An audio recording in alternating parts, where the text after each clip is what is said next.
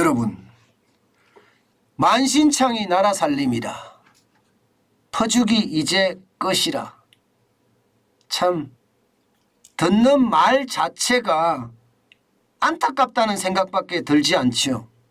나라 살림이 만신창이가 됐다는 것도 웃기지만 퍼주기 이제 끝낸다는 말도 참 웃기는 말입니다.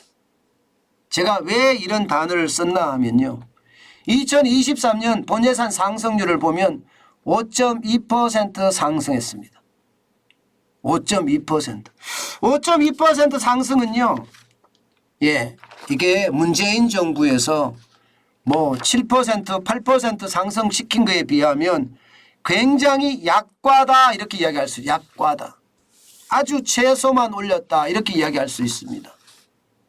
그렇지만 5.2%라는 숫자 자체도 퍼주기 이제 끝 하면서 제가 물음표를 달은 게 물어보는 거예요. 5.2% 올린 게 적게 올린 거냐, 퍼주기가 이제 끝나는 거냐.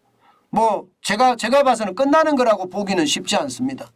분명한 것은요, 확장 재정이 긴축 재정, 다시 말해서 돈 퍼주기 엄청 하다가 좀 덜 퍼준다, 뭐 이 정도로 규정하는 게 맞을 것 같습니다.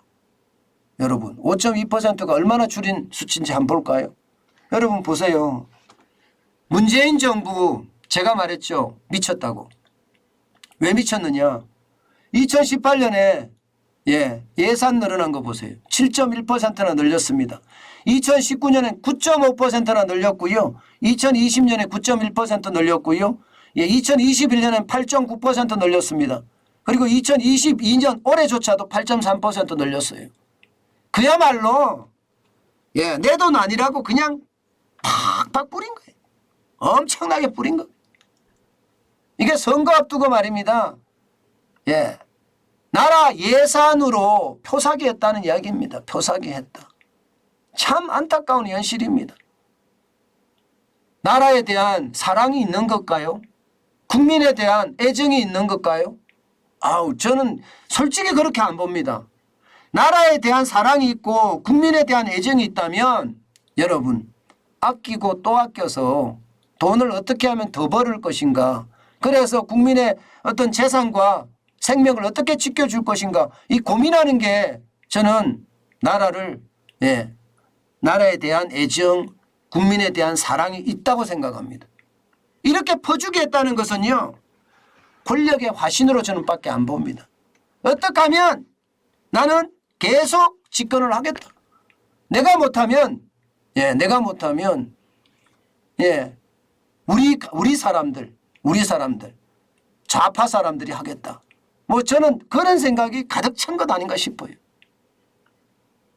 국민보다는 권력이었어요. 사람이 먼저다 이렇게 이야기했는데 개뿔을 죄송합니다. 그냥 쓰겠습니다. 개뿔이라는 단어는 쓰겠습니다. 개뿔이 사람이 먼저답니까? 권력이 먼저다죠. 나라 살림을 개박살 내놨는데 이게 사람이 먼저다고 이야기했다면 이때 사람이라는 건 국민이거든요.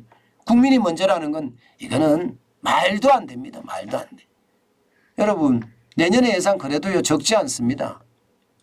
그렇다고 하더라도요, 5.2%가 늘어난 거라고 하더라도 올해 예산 본예산이 607조 7천억 원인데요. 내년의 본예산은요 639조입니다. 문재인 정부 때는 50조씩 늘어났는데 50조가량은 안 늘어났죠. 50조가량은. 50조가량은 안 늘어났지만 적어도 이거는 뭐 32조가량 늘어났네요. 31조가량 늘어났네. 31조. 문재인 정부 50조 늘어나는 거. 윤석열 정부 첫 번째 예산이 31조 늘어나는 거. 이것을 보면 여러분, 이게 뭐 완전하게 긴축이다, 퍼주기 예산 끝이다, 뭐 그렇게 이야기하기는 조금 어렵죠. 솔직히. 그거나 같아요. 제가 보기에는요. 그런데 좀 더 구체적으로 들어가 보면 그게 사실입니다. 여러분 보세요. 복지, 보건, 고용 예산 보세요. 226조 6천억 원이나 됩니다. 여러분, 639조의 나라의 본예산 중에 이게 고용복지 고용에만 보건복지 고용에만 226조 6천억 원이에요. 게다가 또 올렸어요. 4.1% 올렸습니다. 4.1%. 이게 여러분 복지가 들어가잖아요. 뭐 군인들에게 200만 원 월급 주겠다. 이거 올린 거예요. 젊은 사람들에게. 군인들에게 월급 주겠다면서 지금 엄청 올린 거고요. 또 하나는 부모급여인가요? 부모급여 100만 원 주겠다고 또 올렸습니다. 저는 부모급여 100만 원이 중요한 게 아니라고 제가 계속 말씀을 드려요. 이게 돈 주는 게 문제가 아니라 애기 엄마나 애기 아빠의 경력단절이 문제라고 제가 말씀을 드렸잖아요. 경력단절만 되지 않는다면 우리 아이들도 마찬가지 애 낳습니다. 애 낳습니다.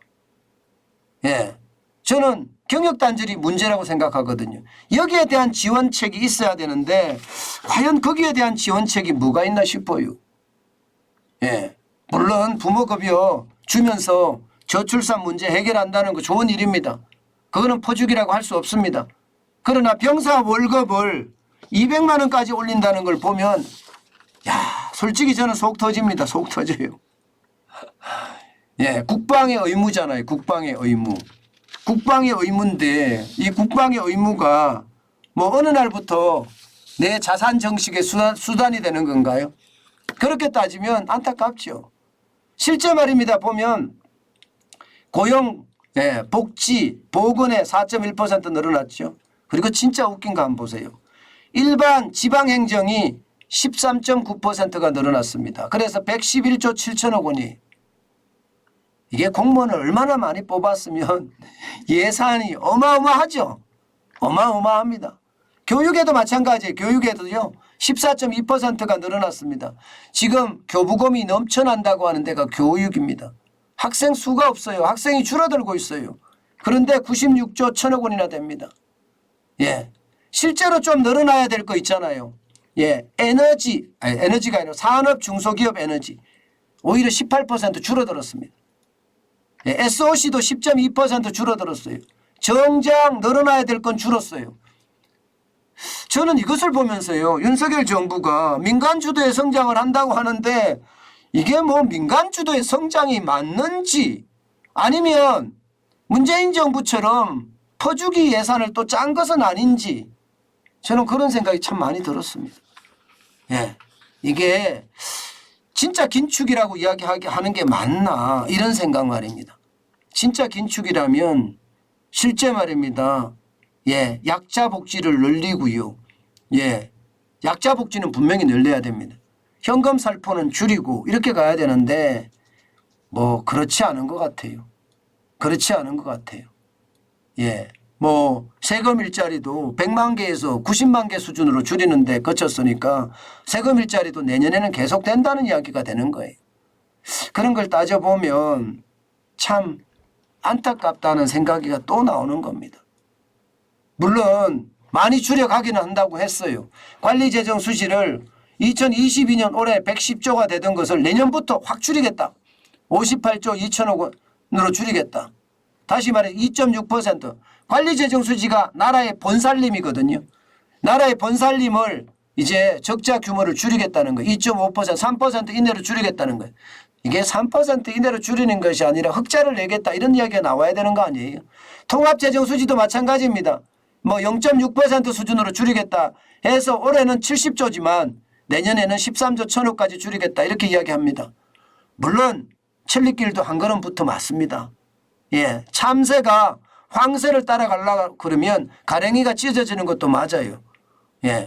저는 천리길도 한 걸음부터라는 데는 동의를 하지만 저는 뭐 긴축 재정을 한다.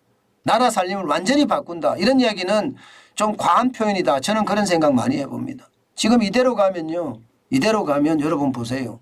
윤석열 대통령의 임기 마지막에 가면 50%가 넘어요. 2024년만 가더라도 50.6%가 되고요. GDP 대비 국가 부채 비율이 말입니다. 2025년에는 51.4%가 되고요. 2026년에는 52.2%가 됩니다. 그러면 1343조 9천억 원이 돼요. 지금이 1064조 4천억인데 비하면 엄청나죠. 엄청납니다. 오히려 말입니다. 저는 그런 생각을 해봅니다. 제대로 진짜 하려고 그러면 똑 부러지게 확 줄이겠다. 저는 그렇게 이야기하는 게 맞다고 봅니다. 특히 말입니다. 특히 이 보건복지고용예산 말입니다. 이거 처음부터 다시 한번 들여다봐야 돼요. 이렇게 계속 퍼주기만 하면요. 나라가 진짜 어려워집니다. 저는 이러다가 혹시 국가 신용 등급이 떨어지는 것은 아닐까 그런 생각은 해봅니다. 뭐 윤석열 정부가 지금 너 못했다 이것은 아니에요. 못했다. 잘한 거죠. 이걸 보면 잘한 거예요. 지금 보시다시피 GDP 대비 국가 부채 비율을 완전히 만신창이 난 나라 살림을 지금 굉장히 줄여가겠다는 거 아니에요. 2026년에 기존의 계획대로 가면 58.8%의 국가 부채 비율이 늘어나는데 52.2%까지 줄인다는 거 긍정적이고 환영할 만한 일입니다. 그렇지만 그래도 그게 확장 재정이라는 사실이 안타깝고요. 여기에 뭐 또 청년들에게 뭐 살포하겠다는 이야기, 특히 군인들에게 저는 국방의 의무잖아. 의무, 그죠? 의무인데 뭐 병장 월급을 200만 원까지 올려주겠다. 그렇게 이야기하는 걸 보면 많이 안타깝습니다. 이것 또한 현금 살포가 아닌가 그런 생각까지 들 정도로입니다. 그렇지만 윤석열 정부는 분명히 확장 기조에서 긴축 기조로 돌아선다고 했으니 우리가 더 지켜보면 될 일입니다. 뭐 지금 제가 뭐 이렇다 저렇다 이야기하는 것보다가 윤석열 정부가 실제로 행동으로 옮기는 것, 뭔가 세상을 바꾸는 것, 난 그런 게 일어나리라고 봅니다. 그렇게 믿고 지금도 저는 열심히 응원하고 있습니다.